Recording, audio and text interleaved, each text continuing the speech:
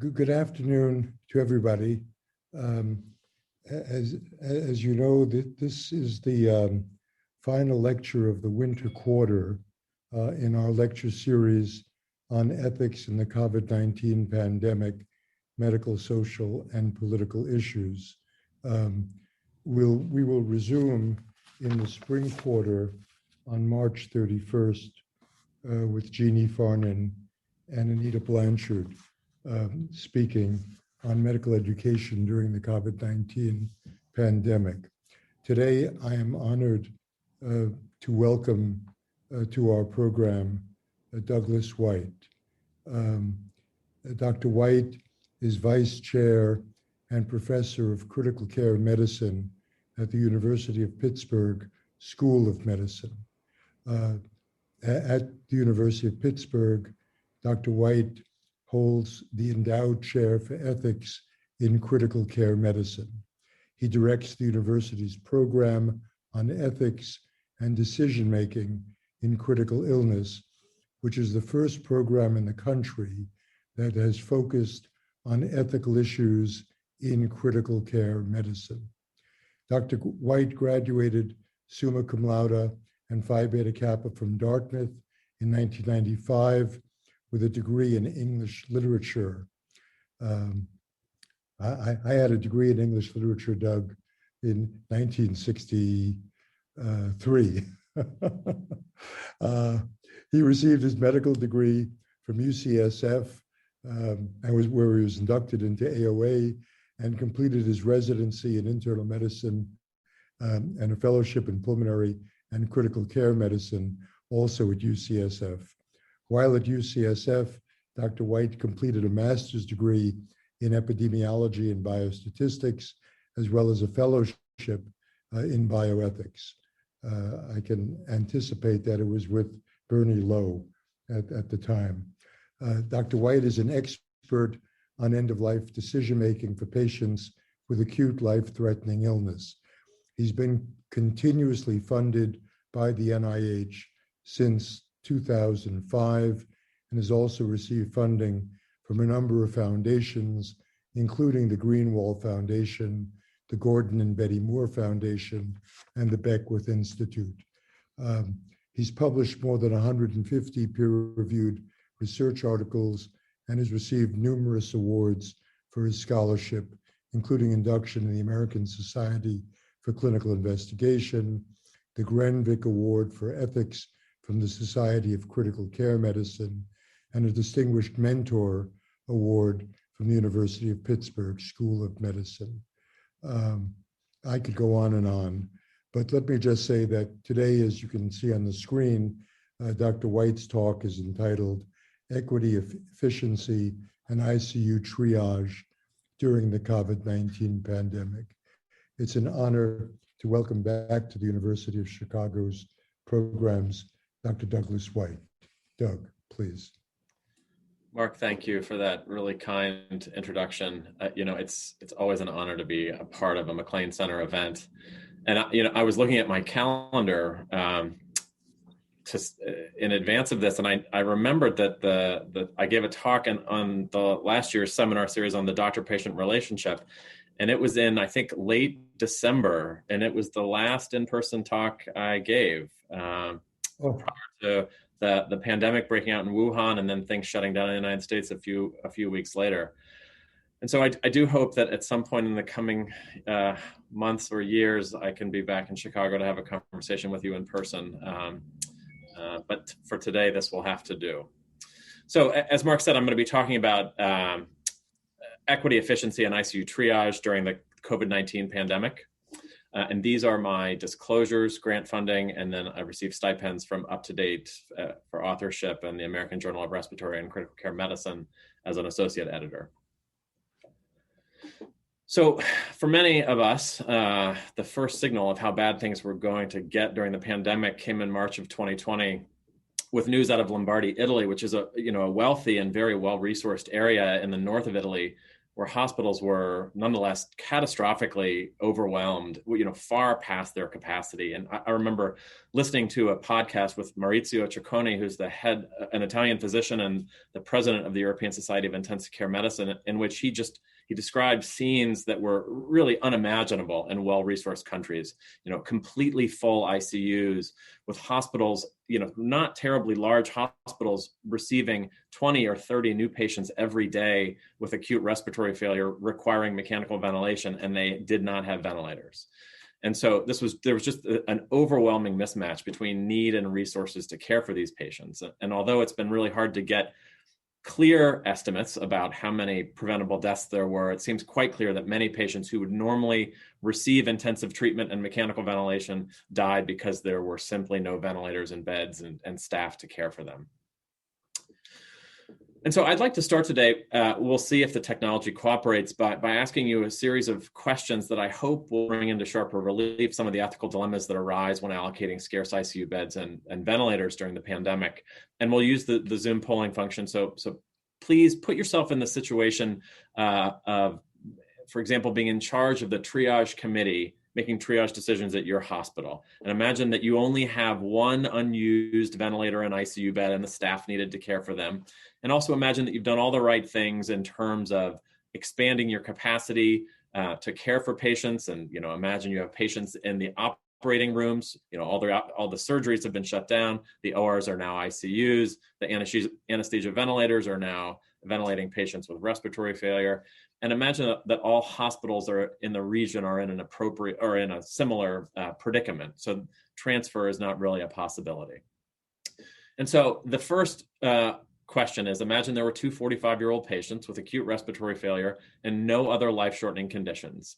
If you were the triage officer, to which patient would you give the last ICU bed? And let me relaunch. Can you guys see that okay? The poll? Okay, great. Yes, we can.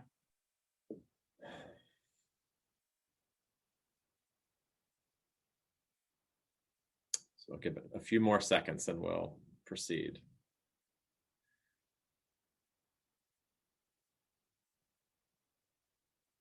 Okay, so interesting. So what we're seeing is 80% of people say give it to the patient with a better chance of surviving to hospital discharge. One says to the patient with a worse chance, and then about 20% say flip a coin. All right, let's go on to the next question. So I'm just going to use the polling. So imagine that there are two 45-year-old patients with acute respiratory failure, and both now have a 75% chance of survival to hospital discharge. So again, to which would you give the last ICU bed, or to whom would you give the last ICU bed? The patient with no end-stage medical conditions is the first. The second is a patient with advanced lung cancer who is expected to die in a year, even if he or she survives the acute illness, or flip a coin.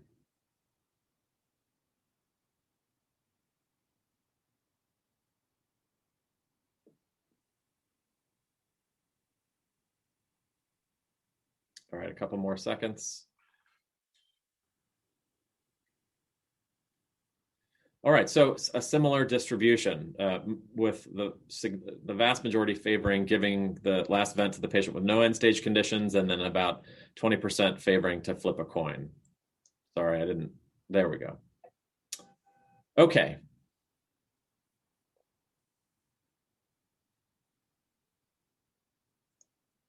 Let's go.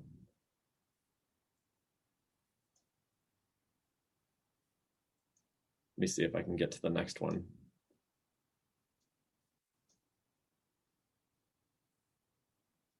All right, third. So now imagine there are two patients, again, with acute respiratory failure requiring mechanical ventilation. Neither has comorbidities. Both have a 50% chance of survival. To which would you give the last ICU bed? The first is a 28-year-old woman. The second is an 85-year-old woman. So they vary only by age. Or would you flip a coin?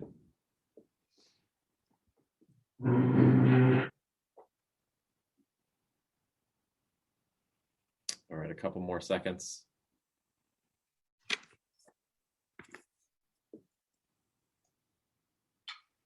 And so here we're getting closer to a 50-50 split. It was about 60-40 favoring the younger patient over the older, and then 40% saying flip a coin. All right, and then last one. So imagine there were two patients, again, with acute respiratory failure. This time they both have a 75% chance of surviving. And here, the question is, would you give the last bed to a socially privileged 40-year-old who's predicted to live for 40 more years, or a 40-year-old who's only predicted to live for 20 more years due to structural inequities like discrimination, poverty, and poor healthcare access?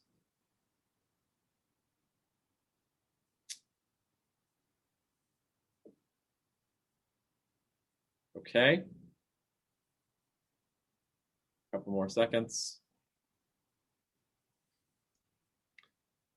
All right, interesting. The majority said to flip a coin. A minority said to priority to the person who has experienced structural inequities and has a shorter life expectancy, and no one said give it to the socially privileged 40-year-old. All right, very helpful to see, and I hope that helps crystallize a number of the ethical considerations that could come up as we face triage decision making. All right, so what I'd like to do then in the next 40 minutes or so is to argue against the use of two proposed approaches to ICU triage that have been advocated, what I'll call the Save the Most Lives approach and an equal chances triage approach. I'll make the case that ICU triage policies should be designed to simultaneously promote population health outcomes and mitigate health inequities. And I'll present a series of strategies to promote health equity during ICU triage. I also want to point out that some areas of the framework that I'm going to be presenting differ from the original policy that we promulgated back in March of last year. And I'll point those things out and explain ways that we have identified problems and think we can overcome them. And then some things that I won't be addressing. I'm not going to be talking about specific mortality prediction models. I'm not going to be talking about the issue of re-triage, which is an important one, but I think beyond the scope of this talk. And then I also won't be talking about operational aspects of training and deploying triage teams, though I think triage teams are a very important part of the process of fair allocation of scarce resources. All right, so it's important to put these decisions in the context of US society in which they would play out. And that part of that context is that persons of color are dying at 2 to 3 times the rate of white patients. And importantly, there's really no evidence that these differences arise from different genetic susceptibilities, and instead they appear to be arising from structural inequities that cause higher rates of infection in persons of color. So structural inequities lead to persons of color disproportionately being in dense housing, multi-generational housing, higher reliance on public transportation, and then also, as we'll talk about later, a higher incidence or a higher prevalence of working in frontline essential jobs that pose high risk of COVID exposure. And also structural inequities lead to situations in which persons of color are at higher risk for severe infection if they acquire it, likely arising from higher rates of risk-enhancing comorbidities like diabetes, hypertension, renal disease, heart disease, asthma, and obesity. So it's also the case that socioeconomic disadvantage is associated with higher rates of death from COVID. And these are data from New York City showing that individuals from high poverty neighborhoods are dying at more than twice the rate of individuals from wealthy neighborhoods. And presumably, again, these differences are manifesting due to unequal distribution of the social determinants of health across SES strata. And we've also learned that, in contrast to, I think, the sort of common narrative we're telling ourselves, that the US didn't actually or hasn't escaped situations of overwhelming shortages of life support. And so in February of 2021, just last month, ProPublica reported that during the most recent surge in Southern California and in Texas, there was a substantial number of deaths due to ECMO shortages. And these deaths occurred in young and otherwise healthy patients with single organ respiratory failure and who were thought to be good candidates for ECMO, but they died because all of the ECMO circuits were in use. And the director of Baylor's ECMO program, Gary Schwartz, was quoted in this article as saying, Quite honestly, there was an additional 50 to 100, he's referring to eligible patients, who were appropriate, but there were no resources for them. And this is just at Baylor, so you can extrapolate across Southern California, Texas, New Mexico, places where there were, Arizona, where there were very, very big surges. And so although we've not hit this point yet, to our knowledge, with ventilators, we've had deaths due to acute shortages of life support in the United States. All right, so the question then that has generated so much controversy and public debate is that in the face of scarcity, how should ICU beds and ventilators be allocated? And what I'd like to do, as I said, is analyze the merits of two strategies that have been proposed and then present a third option. So option number one is what we can loosely call utilitarian triage, in that the goal would be to allocate scarce ICU beds and ventilators to do the greatest good for the greatest number. This is the sort of standard utilitarian mantra. And this could be specified in at least a couple ways. One, save the most lives. And to do this, you might give higher priority to those with better chances of survival to hospital discharge with something like the SOFA score, which I'll explain in a moment.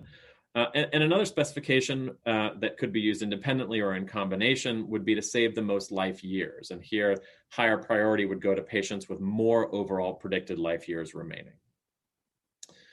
And so one policy example that embodies this guidance is from the Canadian Medical Association. Their guidance, promulgated in April of 2020, which has not, to my knowledge, been revised, states that in the context of a pandemic, the value of maximizing benefits is most important. Priority for limited resources should aim at both saving the most lives and at maximizing improvements in individuals' post-treatment length of life.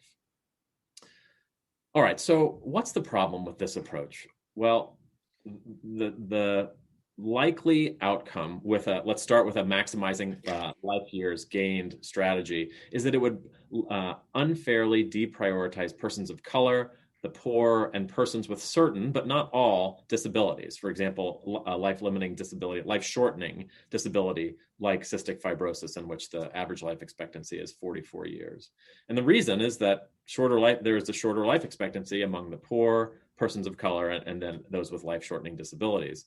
And the empirical evidence on this is actually quite clear. I'd refer you to this paper by Boying and colleagues in PNAS this year or last year, in which they looked by census tract within counties and looked for differences in life expectancy. And what they found, and I'll just use Allegheny County as an exemplar, but as representative of their results. In Allegheny County, where I live, the average life expectancy is 77 years, but the census tract with the best life expectancy has a life expectancy of 86 years. The census tract with the worst life expectancy has a life expectancy of 62 years. So a 24-year, if I'm doing my math right, difference in life expectancy. And why is that? Well, the researchers found that lower life expectancy was strongly predicted by, within the census tracts, higher proportion of non-white race, poverty, and lower educational attainment. So what's the ethical concern? Well, it would seem then that to use this criterion would compound the unfairness and misfortune these individuals have experienced by virtue of social determinants of health and the presence of a disability. All right, so what about then a save the most lives approach? And as I said, this allocation strategy, or under this allocation strategy, higher priority would go to those most likely to survive the acute illness.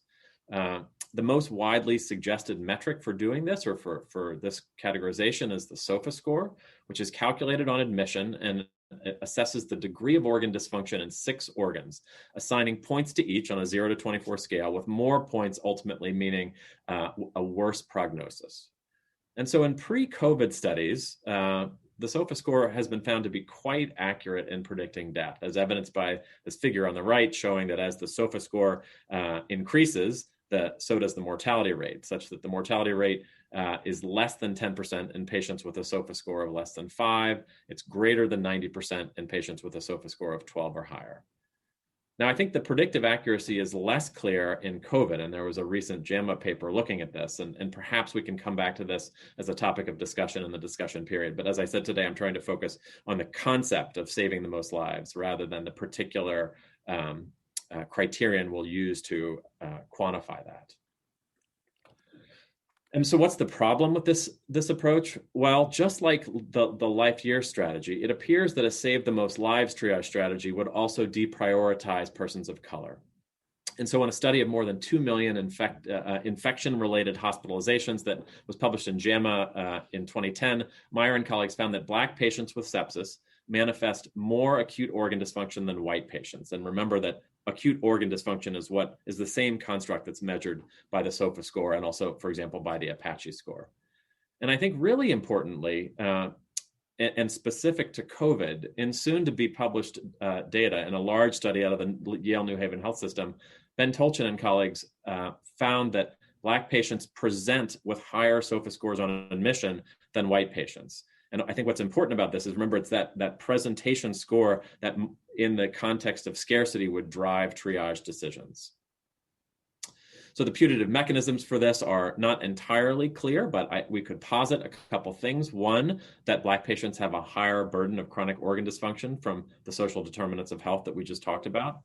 And two, it's possible that they may also have delays in presentation for care due to poor healthcare access and perhaps distrust of the medical system, such that they would present later in the course of their illness and have more organ dysfunction at the time of presentation.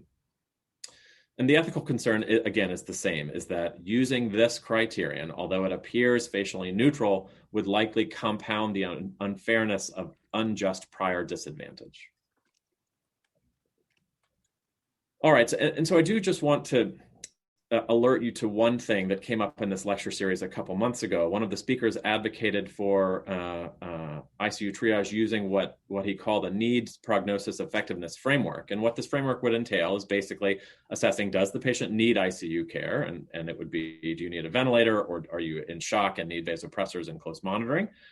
First, and only those patients would come in. And next, prognosis, they would exclude, or the proposal was to exclude patients with less than 6 months to live because the magnitude of benefit, even if they survived, would be so small. And then finally, once those two aspects of the framework were addressed, need and prognosis, priority would be allocated to those with the best chance of survival. Again, survival to hospital discharge. And the point I want to make here is that this framework is essentially a save the most lives triage framework of the sort that we just discussed, with the same concerns about exacerbating disparities that we just discussed. All right, so what about option two? And let's call this an equal chances for all, or random allocation framework. And this has actually been advocated by, in some quarters. Diego Silva wrote a paper in Chest advocating for this, and the justification that he provided is, all else being equal, we should maximize the number of lives saved. However, there's the rub. Society pre-COVID was not equal, nor is it during this pandemic, because doctors cannot rectify existing injustices, but can likely exacerbate them by maximizing the number of lives saved. Then randomness is preferable to efficiency in allocating ventilators. So what would this look like? Essentially, among patients who present to the ICU in need of a ventilator, again, if there were not enough to go around, a random selection process would be used to determine who receives the ventilator, and in contrast, who receives only comfort-focused care. And remember that there would be no consideration of patient-level characteristics. And so, a patient with, for example, a 90% chance of death with treatment would have the same chances for ICU care as a patient with a 25% risk of death. So what are the potential concerns or costs of an equal chances approach? And I think it boils down to both inefficiency and inequity. First, in terms of inefficiency, this approach compared to prioritizing according to chances of hospital survival will result in many preventable deaths, including among disadvantaged groups. And the reason is, for example, say among Black patients with a poor prognosis will get equal chances for treatment as Black patients with a good prognosis, such that overall fewer Black patients will be saved by an equal chances strategy. The other thing, and this is really for me what is most concerning about an equal chances approach is that it appears to be equitable, but in reality, it won't lessen health disparities because most of the health disparities arise upstream from the ICU. So random allocation really will only bake in the pre-existing disparities. And let me show you what I mean by this. So let's just hypothetically imagine that 50% of the overall severe cases in your hospital were among white patients, 50% of the overall severe cases were among Black or Latinx patients, and you put in place a random lottery. The end result would presumably be something like a 50-50 split in deaths between these racial groups and ethnic groups. And that seems, again, facially fair until you realize that the Black and Latinx population is disproportionately having severe disease requiring hospitalization and ICU care due to the social determinants of health. And so, as I said, a random lottery at the point of ICU triage bakes in the disparities that arise from social determinants of health. So what would be needed to actually mitigate disproportionate deaths in disadvantaged communities? Well, you'd need some sort of a corrective step at the point of ICU triage that would lessen the disproportionate rate of deaths within Black and Latinx communities. Okay, just wanted to sort of put that out there conceptually to illustrate the pre-hospital aspects that are the main drivers of inequities, but not the only drivers. So the next question then, I think it's really important to sort of focus on what ethical framework should guide allocation of scarce resources during a pandemic. Should this be clinical ethics or should this be public ethics, public health ethics? And this is, one way to look at this. Is this a standard clinical decision? And if so, clinical ethics should guide the decisions. And, we can appeal to the standard for principles that we think about: autonomy, beneficence, non-maleficence, and distributive justice. Or is triage a public health intervention? And if so, arguably, public health ethics should guide the decision.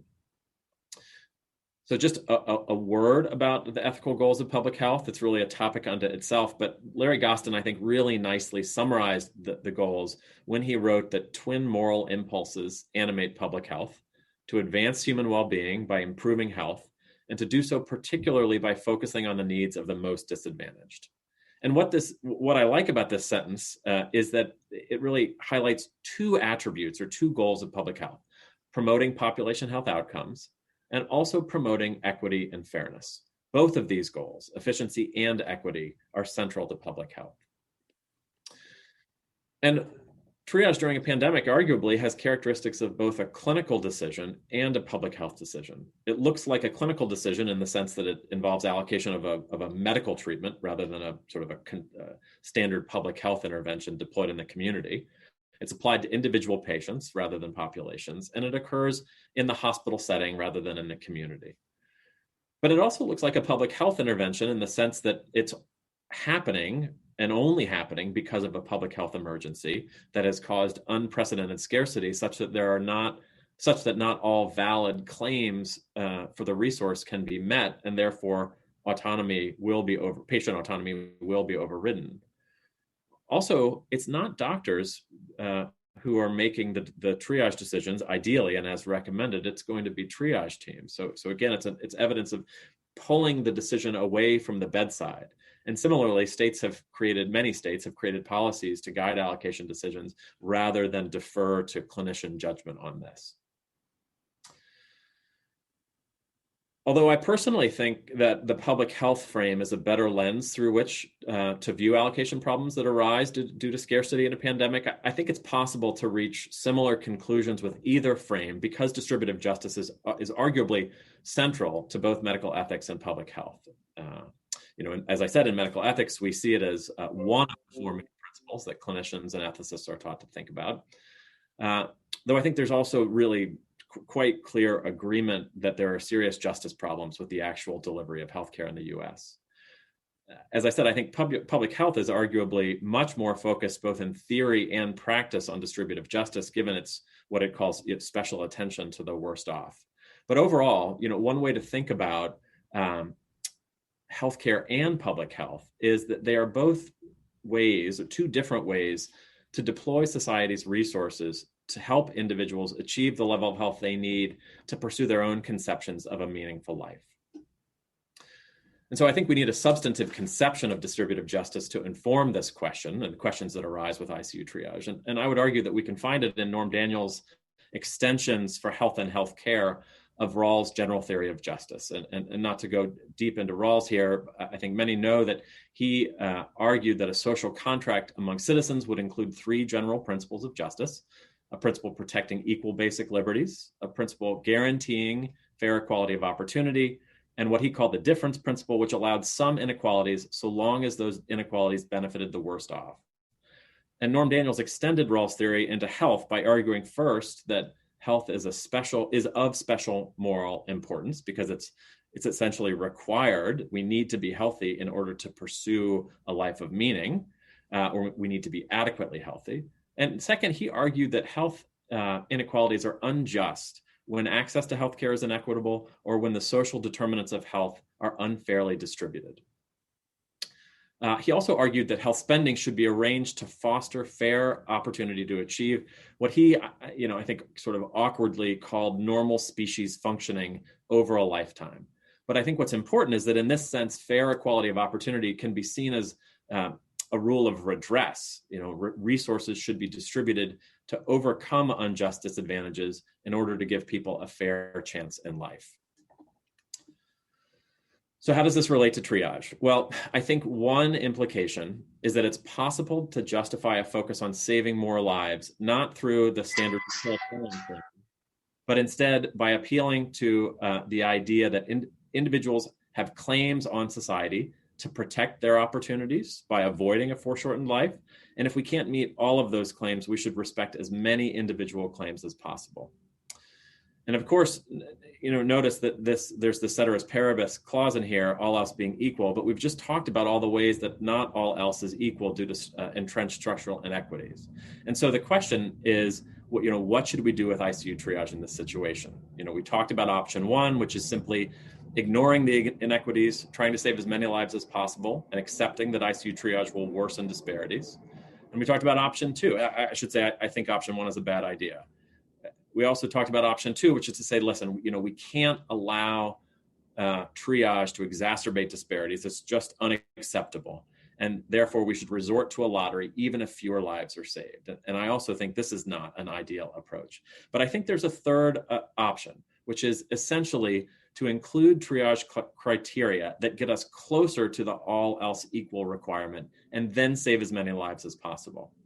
And you see, I have this asterisk here about getting closer to the all else equal requirement, because I think in reality, the pre-hospital structural inequities are so deep and so pervasive that ICU triage can't fully correct them under any assumptions about how we would allocate.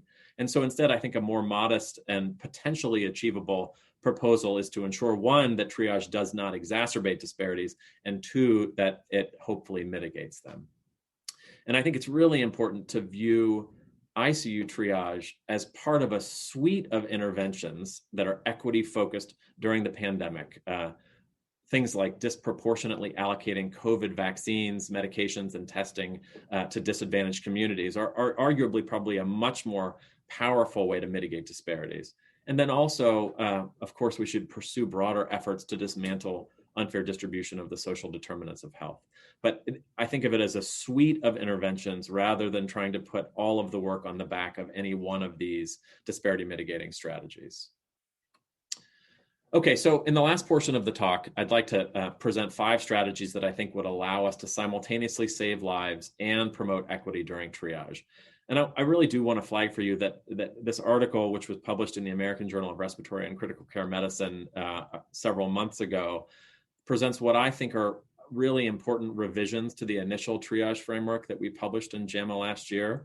And I'll point out 2 things in particular that I think we didn't get right in the first iteration, and that I think we've more fully addressed in the second, especially vis-a-vis disparity mitigation.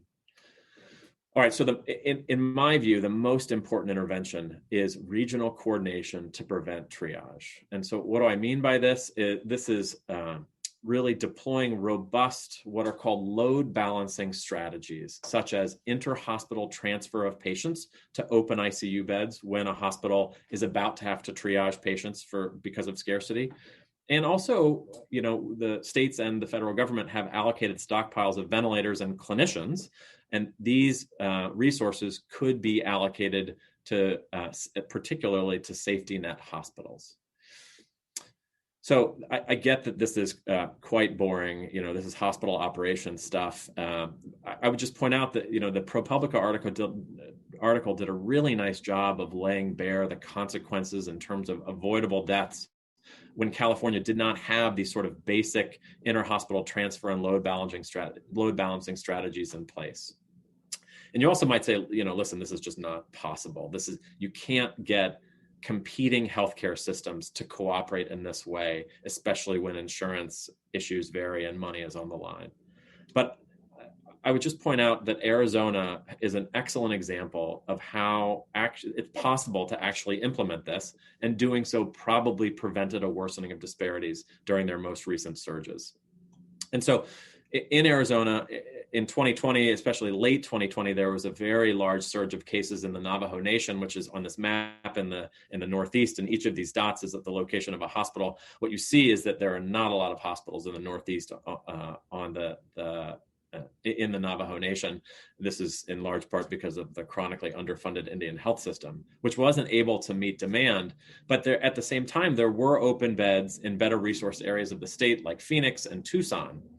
So if there had been no effort to load balance, Native Americans would have experienced probably a disproportionate number of deaths.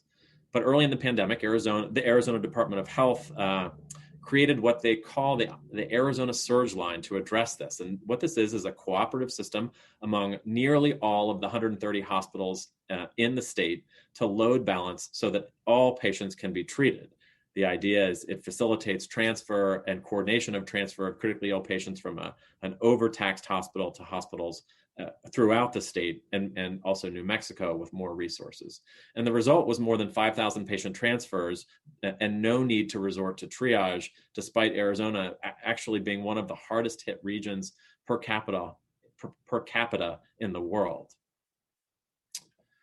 All right, so that's number one. Number two, prohibit triage criteria that would exacerbate disparities.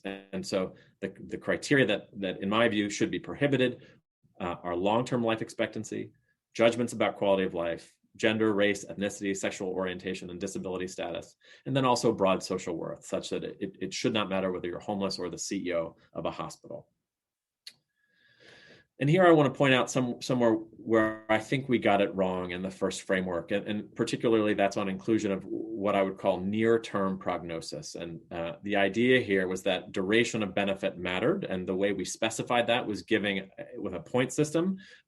As I said, we did not use long-term life expectancy. We only looked at, is the patient expected to die in a year? And if so, they got 4 points. And second, are they expected to die in 1 to 5 years? And if so, they got 2 points. And there's a clear precedent for this in the allocation of scarce resources in US society. Organ allocation in particular factors in duration of benefit or predicted duration of benefit in the lung allocation score, such that the outcomes of lung transplantation are a median duration of survival of 6.5 years. But I will say, I am persuaded that the criticism around the 5-year criterion is appropriate.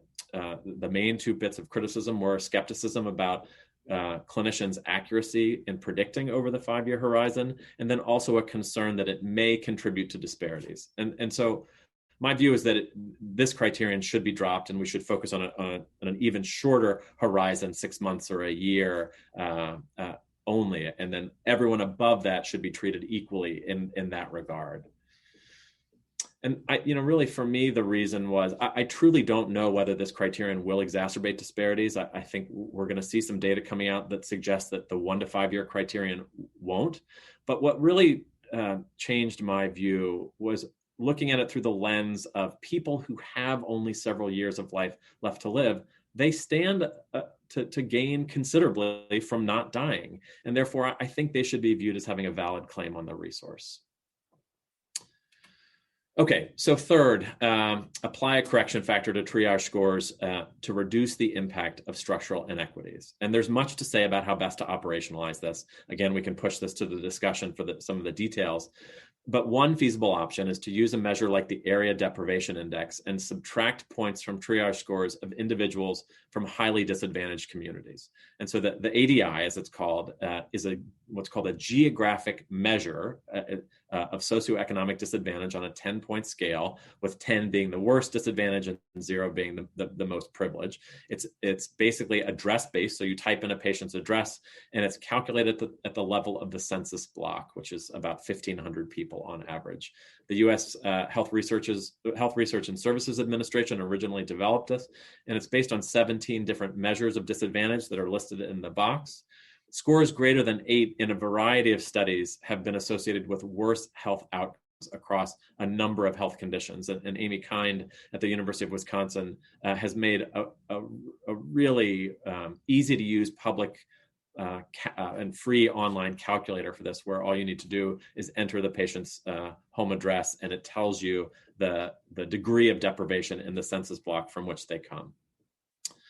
So again, I think lots to talk about how best to introduce a correction factor and how big the magnitude of correction to the score should be. But I do think this is a promising strategy. And again, one that we did not, frankly, we did not think to include in the original triage framework. But this, in my view, would be a substantial improvement. Okay, 4, give heightened priority to frontline essential workers. And I want to be really clear that when I say this, I don't mean doctors, nurses, and respiratory therapists in the hospital setting only. They are part of that, but this should include the diverse group of healthcare workers who experience heightened risk of contracting COVID. And so this is not just clinicians, and it's definitely not just clinicians in the inpatient setting. You know, the data that we're seeing is that the clinicians most at risk are those in nursing facilities, home health aides, residential care facilities, and also maintenance staff in hospitals, transport teams, food services workers who come in contact with patients. All are putting themselves at risk for the social response to the pandemic and should be given priority. I think it's also important to note that other frontline essential workers who can't work remotely and yet are crucial to the public health response should similarly be given some priority. And this is individuals, for example, who bus drivers, food services workers, grocery store clerks, and agricultural workers. And the justification, I think, is actually primarily, there are two main justifications actually that have been offered. The first, and the one that I think is most important, is reciprocity to these individuals for putting themselves at risk for the good of society during the pandemic.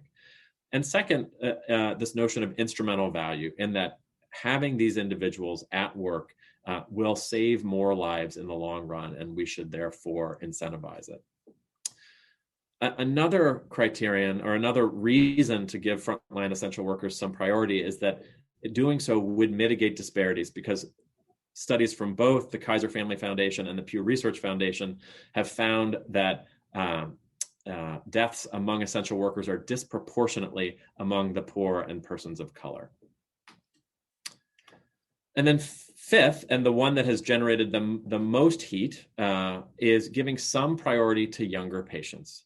And again, I didn't want to get too deep into specification, but I will just propose one specification here, is that when a significant age difference exists, for example, 30 years, between two patients, in this sort of pairwise comparison we've been talking about, give priority to the younger patient. And so this could perhaps be used as a tiebreaker criterion rather than a main criterion.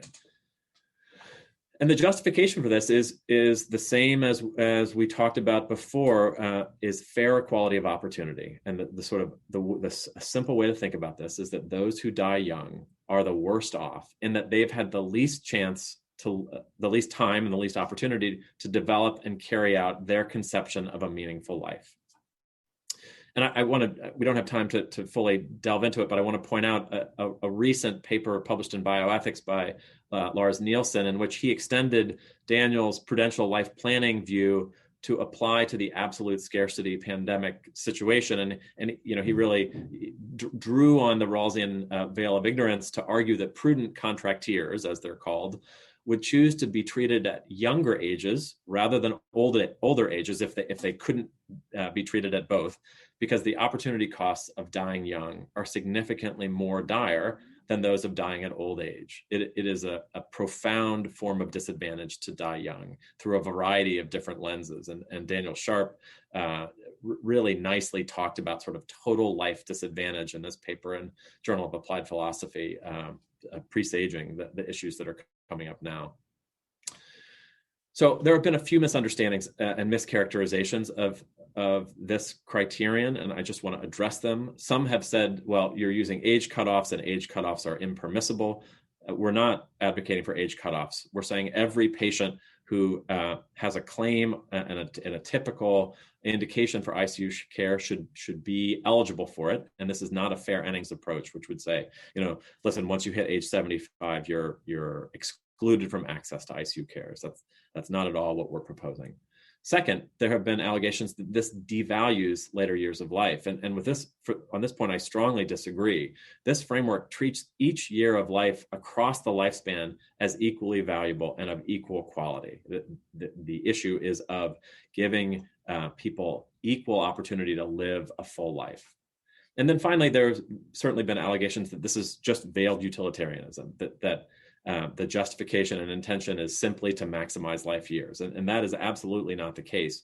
And I think the clearest example of how an age or a life cycle based criterion is not life year maximizing is looking at the case of young individuals with short life expectancies. And so, for example, according to a life cycle approach, a 20-year-old who has a 10-year life expectancy from some unfortunate life-limiting illness would be given priority over a 50-year-old with a 30-year life expectancy, even though fewer life years would be gained by allocating to the 20-year-old. So I think these cases really show that life year maximization is not the priority in a life cycle-based approach, and that maximization and age can come apart. All right, so finally, is it legal to consider age in triage? And so I think in the absence of really specific laws or statutes, it's perilous to make any sort of categorical pronouncements about what's legal. But here are several points that seem to suggest that it is legal. First, the Department of, or the Office for Civil Rights at HHS permitted the state of Pennsylvania to use age as a tiebreaker in its triage guidelines, even after a full HHS OCR review. Second, recent legal scholarship suggests that it is permissible. And I would direct you to a really nice piece in the Boston College Law Review by Govind Prasad on this point, in which he analyzes this from both state and federal law. And then third, recently, in I think late 2020, the American Geriatric Society convened an expert panel that was also stocked with health law experts and did not object to the use of age as a second tier criterion or a tiebreaker criterion for allocation. All right, so we've just talked about multiple different ethical considerations. How could we fit them all together to actually apply at the bedside in the ICU? So this is one formulation of how to do that on an 8-point scoring system. I make no claim that this is the exact right way to specify or balance each of the criteria, but I put it up here just as a way to illustrate this is one way to develop a multi-principle allocation framework. And so what you see on the far left is there are two main overarching goals or principles: promoting population health outcomes and promoting justice or equity. Within promoting population health outcomes, there's priority given according to individuals' chances of survival to hospital discharge. And this could be, we could use a SOFA score, we could use another score. The idea is to give higher priority to patients with higher chances of survival to hospital discharge.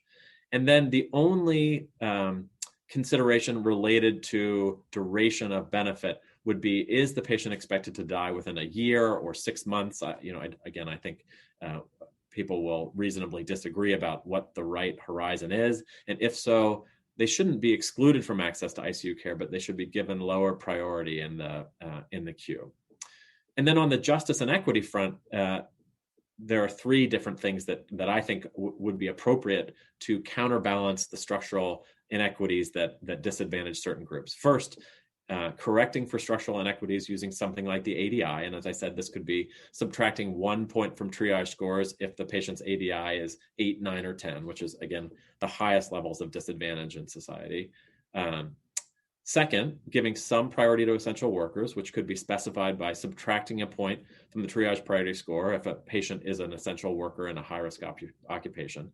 And then third, priority to those who've had the least chance to live through life stages. And this would be, could be used as a tiebreaker in the event that two patients have identical priority scores, giving priority to the younger patient when a significant age difference exists. And then I think after that, if there really are no identifiable differences between patients that are ethically important, it should resort to random allocation as a second tiebreaker. So let me address some objections. First, people may say, listen, it's just not feasible to deploy anything like a multi-principle allocation framework in the hospital setting. And I would respond by saying we have already done this in the UPMC health system and in Pennsylvania in how we allocated scarce remdesivir during the period of time when there just was not enough remdesivir to go around. And the weighted lottery required gaining knowledge about each of these criteria that I mentioned. Second, I think there are really legitimate questions about how effective these disparity mitigation techniques will be. And I think we have to be honest that we don't know how effective it will be. And there are a number of groups who are undertaking modeling exercises currently. I think these data will be critical because if it turns out that the disparity mitigating impact is small with for example, the framework that I proposed, then I think there need to be efforts to change that and also assess, are there other health equity assessments that need to be done and changed in real time? And then finally, there is a concern that I think is legitimate that attention to equity may decrease the overall number of lives saved. And so I think we have to acknowledge this, but my contention is that if so, it would be warranted because the trade-off there is we're gaining more equity, and if we are losing number of lives gained, what we're gaining is a fairer distribution of that benefit across society, and presumably mitigating the worsening of disparities due to structural inequities. All right, so let me just conclude by saying that triage guidelines, in my view, should be designed to avoid deepening and hopefully lessen disparities in COVID-19 outcomes that arise from entrenched and structural injustice. And two, a multi-principle triage framework may allow us to simultaneously save lives and mitigate inequities with Icu Triage. There's much, I think, important empirical work to be done on this point. Thank you very much. Thank you, Doug. That was outstanding talk, and we've got some good discussion or questions in the Q&A already to go through. I kind of wanted to start with, there's two, I think the questions could sort of fall into two bins. One, questions about the ethical framework and arguing that one principle should be ranked ahead of another.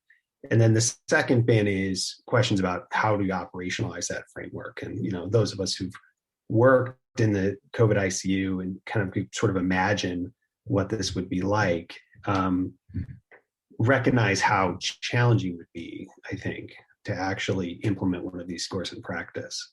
So maybe I'll start out with that question, assuming you got the ethics right. Yeah, I don't understand the first question, so I'll need that and reformulate it if I'm going to answer it. But the second question on operationalization, I absolutely agree that this is challenging. And, I would say that we have done this, and a number of institutions across the country have done tabletop exercises when they have triage teams in real time in ICUs doing this. And it is feasible. It's feasible to calculate SOFA scores. It's feasible to ask clinicians, is this patient likely to die in 6 months or a year? It's feasible to know what is their home address, because this is in the medical record. It's feasible to know their age, and it's feasible in most cases to know their occupation, because unfortunately, we have an employment-based insurance system, and so that's a piece of information that is very frequently in the medical record. And when we did this with remdesivir allocation, we were initially quite worried about, will we be able to ascertain whether someone is a frontline essential worker? And what we found is that in the vast majority of cases, it was crystal clear. For example, patients were retired, or they were in a nursing home and they were not working, or they were a nurse, or they were a bus driver. And it was quite obvious. And then there was a smaller number of cases that were less clear. And that's where we brought the triage team together, and it was a group decision-making process. And what I would just point out is that there are almost certainly going to be some errors with that. We just, failure to fully specify it. But I would point out the same thing with, we've already, when we're thinking about triage, we've already moved to a probabilistic approach. For example, how we're thinking about priority according to chances of survival to hospital discharge. All of our measures are probabilistic, right? We're saying we're going to give someone with a 25% chance of surviving higher priority than a person with a 5% chance of surviving. But these are still, in that 25% group, there are still 25% are going to live and 75% are going to die. And we're going to be wrong in some of those cases. And I think Kelly's comment / question, Kelly Mickelson, Northwestern, has that it goes perfectly with what you just said. She says, I'm struck by that so much will depend on the very nature of the cause of the pandemic. When we have a virus that causes more critical illness or death for children, things will look very different. Developing approaches to model in real time and revise strategies accordingly will be crucial. And I guess another way to put that is that, the points in your scoring system sort of depend on the distribution of characteristics of the people who are coming into the ICU with critical illness and who actually needs them. The relative weight that when you actually assign a numerical score to each of these principles, and in order for them to match up to the relative weight of the ethical principles in your framework, sort of depends on the distribution of characteristics in the population. Maybe. If that makes sense. Maybe. I'm sure that there are particularities of diseases and pandemics that would make it so that we would need to think carefully about how to make it appropriate for that disease. But I would point out that the broader ethical framework, saving lives and doing so in an equitable way, giving people the best chance possible to live a complete life and formulate their life goals, this notion of fair equality of opportunity, I think is one that can be applied from disaster or from pandemic to pandemic. Yeah, no, I think we probably would all agree with that. I guess to be more precise, it's sort of like that the points that you would assign to, let's say, how many points you're subtracting from the area deprivation index in your score. That specific number, won't that depend on how badly the pandemic is hitting disadvantaged areas? And won't you need real-time data to sort of inform that? Yeah, I think you will. I think this question also brings up a really important distinction or a really important conversation to be had about what are we trying to mitigate? Are we trying to mitigate historical structural inequities that may not be affecting the outcomes in the pandemic? Or are we trying to mitigate the inequities in COVID outcomes that are arising from those structural inequities? I think it's very clear that we should be trying to mitigate the disparities in COVID-19 outcomes that are arising from the structural inequities.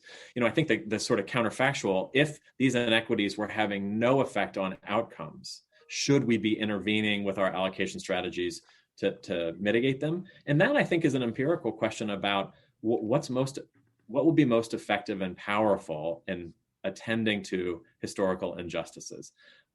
If that counterfactual were the case, I doubt that the pandemic would be the most potent way, and the ways that we intervene in the pandemic would be the most potent way to durably address structural inequities. But again, I think that's an important conversation to have.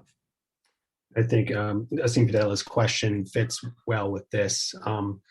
Why is the ICU and the ER the place where doctors and men should work to redress social inequities? Aren't there harms to public trust if we're seen as interventionists upon society, not just helping people in dire need regardless of external factors? And I'll add to that, in vaccine allocation, prioritizing the disadvantage is sort of an ethical free lunch, right? It makes us feel better about promoting justice, and it would also maximize benefit and save the most lives, because that's where the pandemic is worse. Here, do you feel like there's a tension there, and there's a risk that there's sort of a social engineering going on in Icu Triage that people would reject? Yeah, no. So this question of social engineering certainly comes up over and over. What I would point out is that unless you're going with random allocation, you're going to be choosing some form of social engineering, which is to say what values will guide the allocation decisions. Prioritizing saving the most lives is a social choice. And you know that based on the data that we have, that if you did that, you would be exacerbating disparities.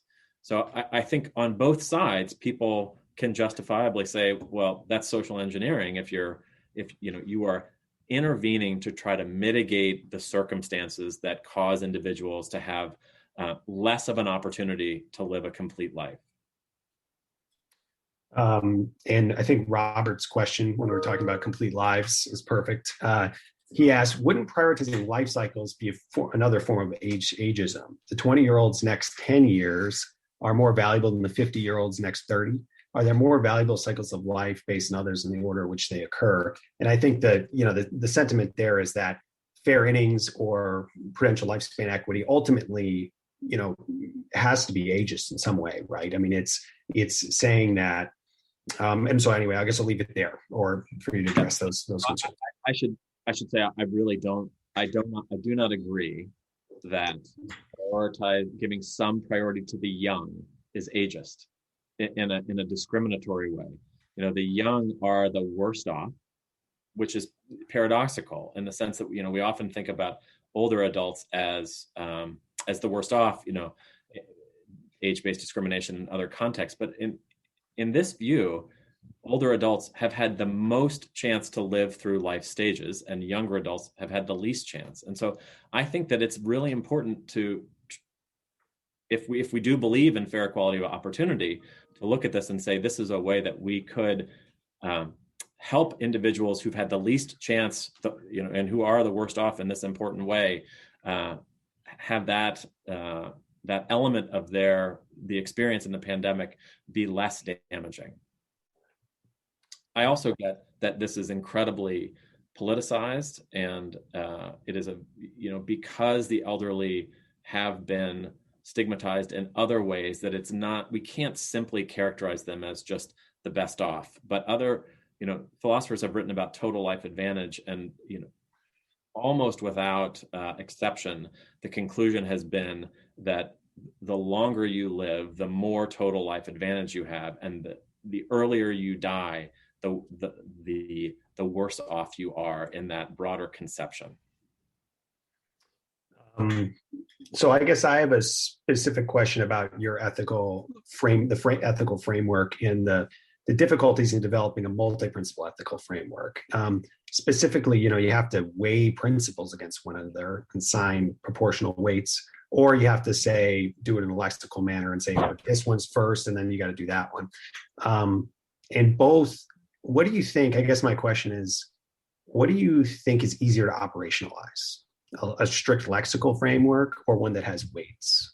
Well, I don't know. It's a great question. I'm really not sure. Recording in progress. I'm not sure.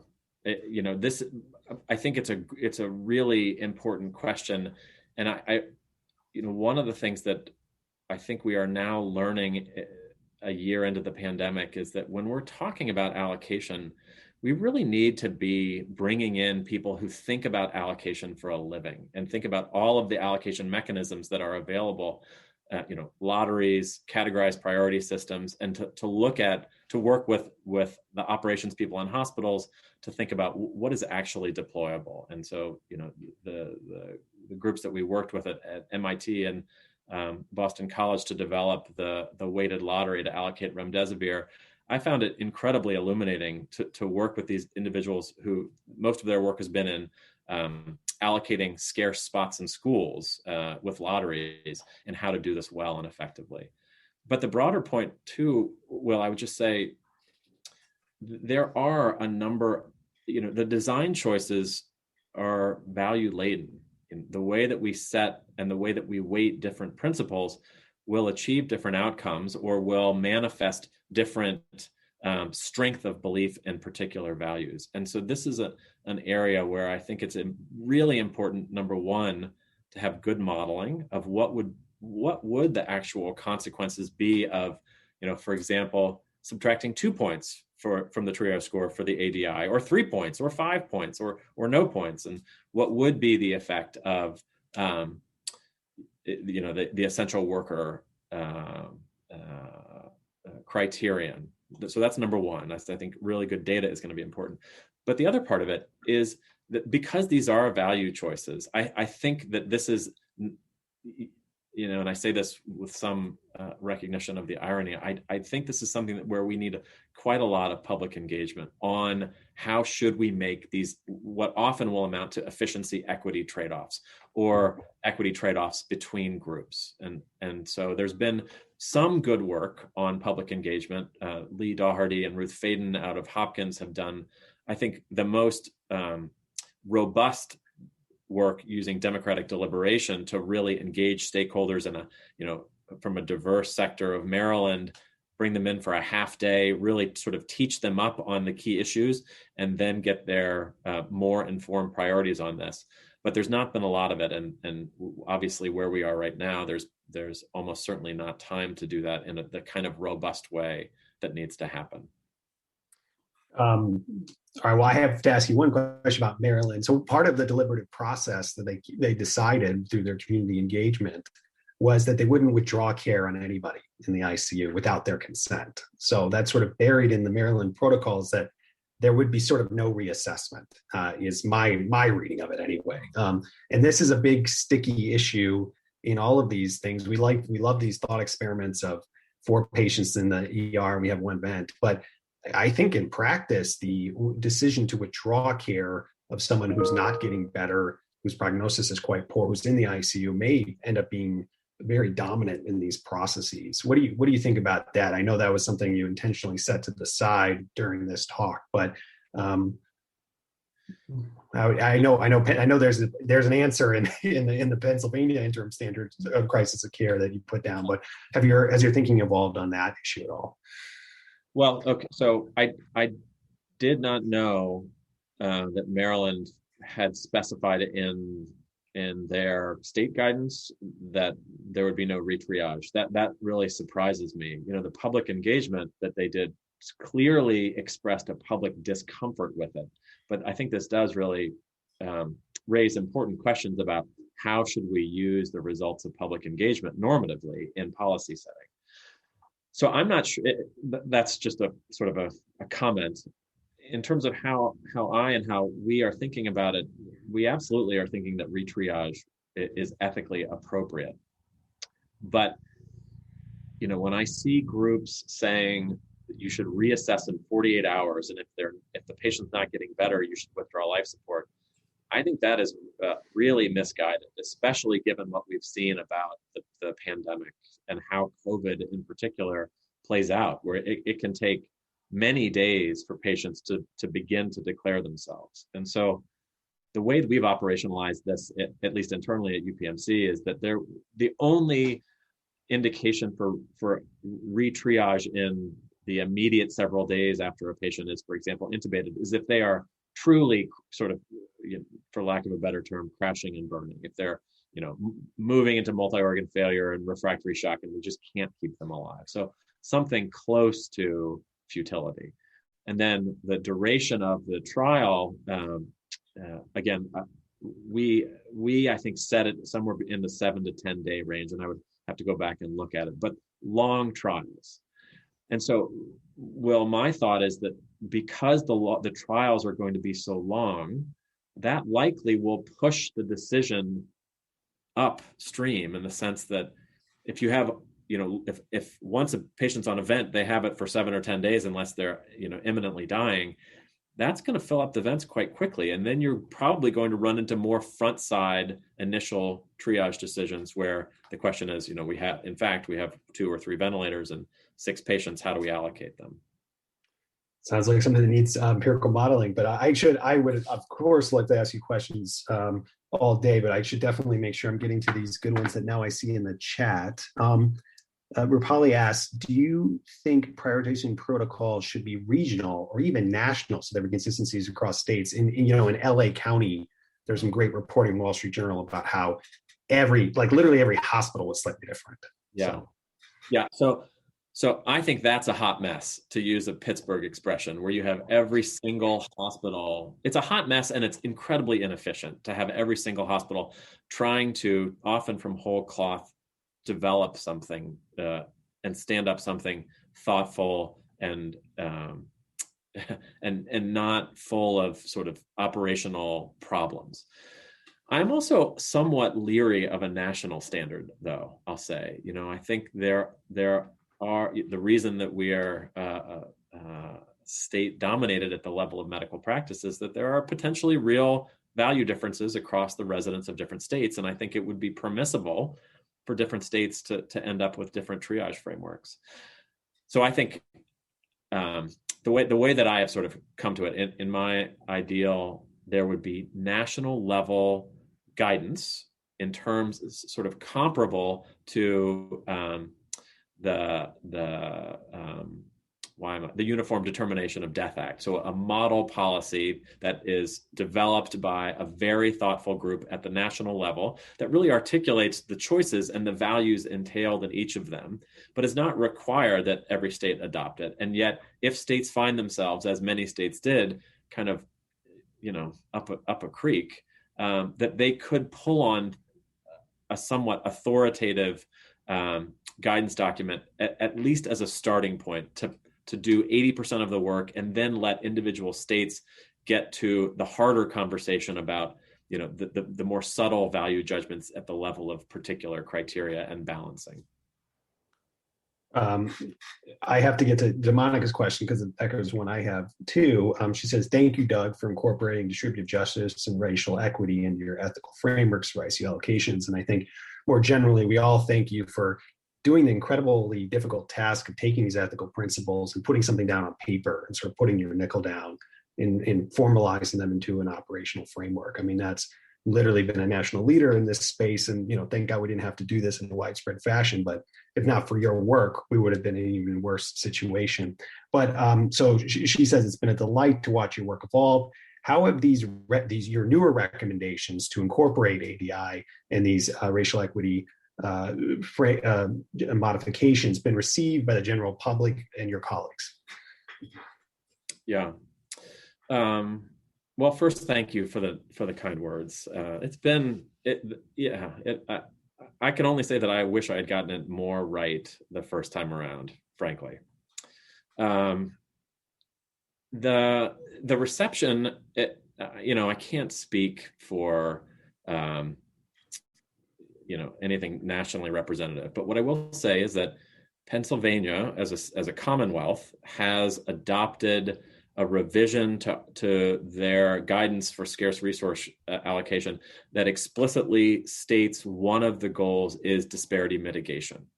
And so I take that to be a really important bit of progress. It also, in the Pennsylvania also endorsed using the ADI for allocating scarce COVID-19 drugs. And so I think we're seeing progress in that regard. I recently learned from Jim Childress that University of Virginia has, in their triage framework, incorporated the ADI into a event allocation strategy as well. And I don't know what the operationalization was, whether it was 1 point deduction or 2, but they have also built it into their framework at the UVA health system. That's good. I mean, things seem to be moving in the right direction, hopefully with vaccine allocation as the first step. I want to be conscious of the time. This is my first point, in the moderator role. So, Brian or Mark, Mark or Lainey, I see you're both on camera. Do you have questions for Doug?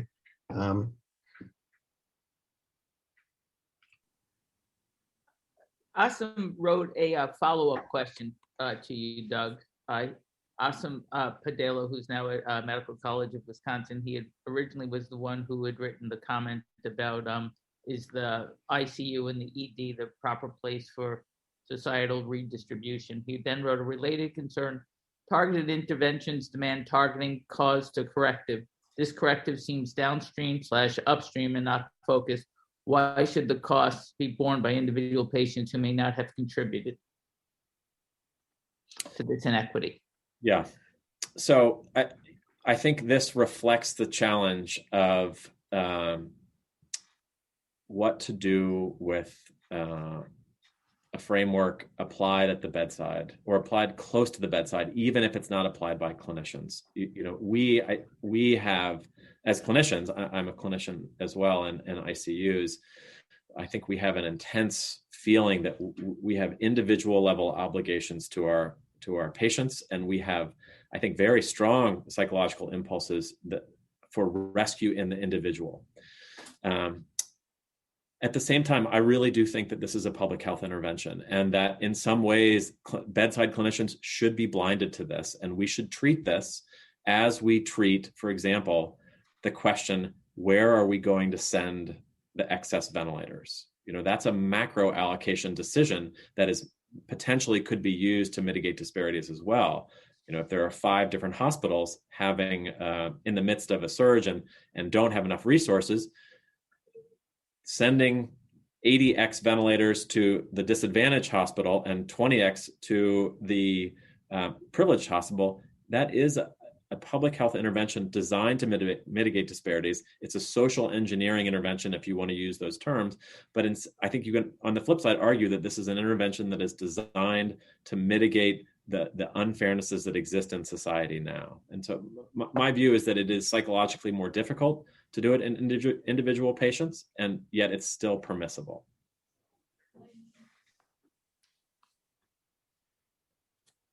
Great talk. Mark, do you want to add anything? I have a strange. Mark, you have 2 of you. You have to cancel one of you. That would be an intimidating question to echo. I'll ask one about categorization and versus continuous scores. I think for the purposes of laying out an operational framework for people to understand, it's nice to create points, but why not create a score that's flexible and continuous so you can just basically rank order everybody? Yeah, I agree. We really, it's funny how things happen. We laid out this exemplar of a point system in order to accomplish the sort of much simpler goal of saying it's possible to incorporate multiple considerations at once, which we felt was, I think a big lift for clinicians to think about it in that way and for hospitals to think about it in that way. It turns out that people have sort of taken it quite literally rather than taken it as an example for one sort of very simplistic way to operationalize multiple allocation principles. In theory, Will, I entirely agree with you that for continuous variables, you should use all of the power in the range of the variables.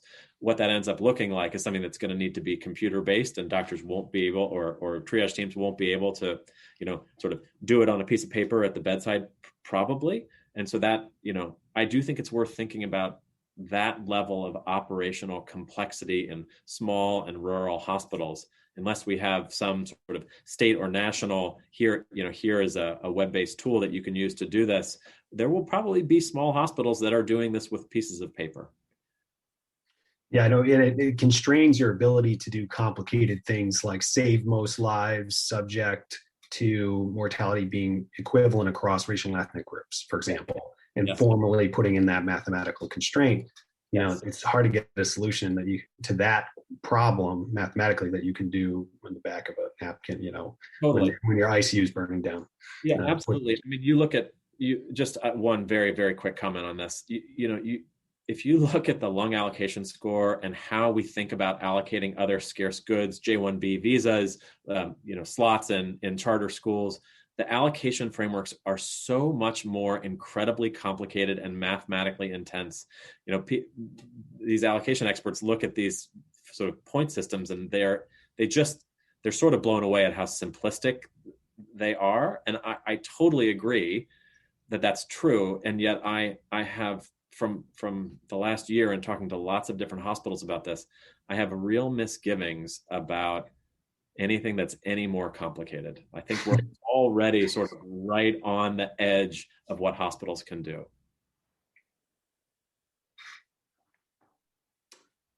Mark, do you think you want to try again? You're on mute. Yes, tell me if I'm speaking.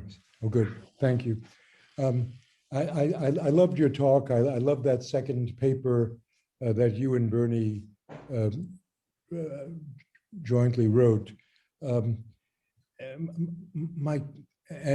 the ideas that you've laid out are extraordinarily powerful in terms of saving lives and preserving equity in doing so.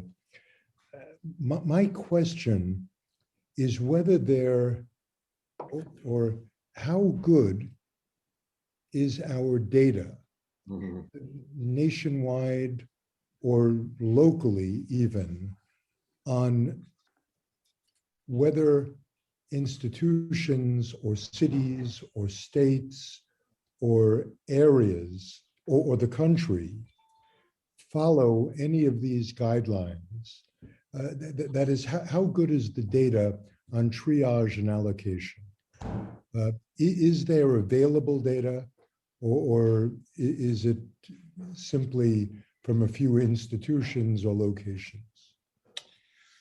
Well, let's see. So, I guess if the question is what are the different policies that people have in place, there are a number of papers that have addressed that. But if the question is what are people actually doing, that is the question. Yeah, Mark, I mean, first of all, thankfully, hospitals have not had to explicitly resort to triage, so we don't have real world experience with it outside the ECMO examples that I've given you in the United States. Yes. If we can look to Italy and know that they, it seems 90% certain that they used a simple age cutoff. Above 50 in some places, as things got worse and worse, were excluded from mechanical ventilation. And I should just flag that I don't think that's the right way to go. And again, what we don't know, what's happening in developing countries. And so, for example, I heard from a number of hospitals in Mexico and South America during their surges that they were absolutely triaging. There were people who otherwise would have gotten put on a ventilator who were being denied because they simply didn't have them. And yet they to date, I've not seen any reporting of how that played out. So that's a long-winded way to say we don't really know, but my view is that much, much more true triage has happened than societies have fessed up to. And then I would just also point out that the way vaccine allocation has gone down and the disconnect between theory and practice could be illuminating or help us see what might happen in actual hospitals if we had to triage. Fabulous. Well, I can't thank you enough for an extraordinary talk, and thank Will. Before we conclude, Mark, Brian wanted to get in a quick question. Yes. Last couple minutes here. Yeah. Sorry. So one sort of last question. So one thing I think that's interesting about pandemics is how we sort of then look back on them, right? That we look back. Well, what were they doing during the 1918 pandemic? And I guess the question I have about this pandemic is that if you were to sort of outline what might be, one or two key lessons learned that you would, if somebody from, the 2040 pandemic, that you would want to tell them about a key lesson learned about resource allocation during this pandemic, what might that be? That's such a good question. I have a boring answer and I think a more heartfelt answer. The boring answer is advanced planning, right? These are issues. I think in 2009, this came up with H1N1 or H5N1, and then it sort of festered, and there was some work on it, and then it all fell apart. I think we need to get to a place where we invest in public health and invest in the resources to say there are going to be perennial challenges like this, and we need to have the infrastructure to deal with it. So that's super boring, but I think really important. And then the second thing I would say is, I think what we know a little bit about the Spanish flu, though the records are not great. And what we clearly know about this is that pandemics unmask and exacerbate social injustices. And that should be expected. And I think in this sense, it was in this current period, it was a really important aspect of pushing societies and hospitals and health systems towards a more equitable approach. And I hope that continues, because I do think that is the work to be done in the United States now in many ways, but certainly pushed along by the deep inequities in who's dying in this pandemic.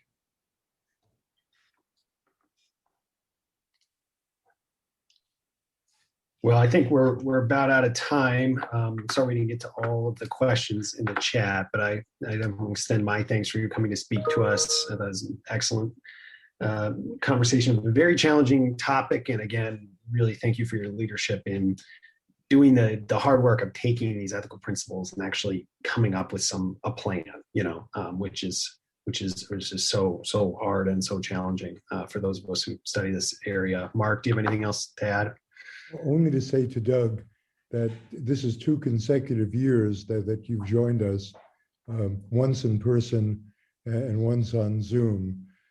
Don't be surprised if next year will be the 3rd year.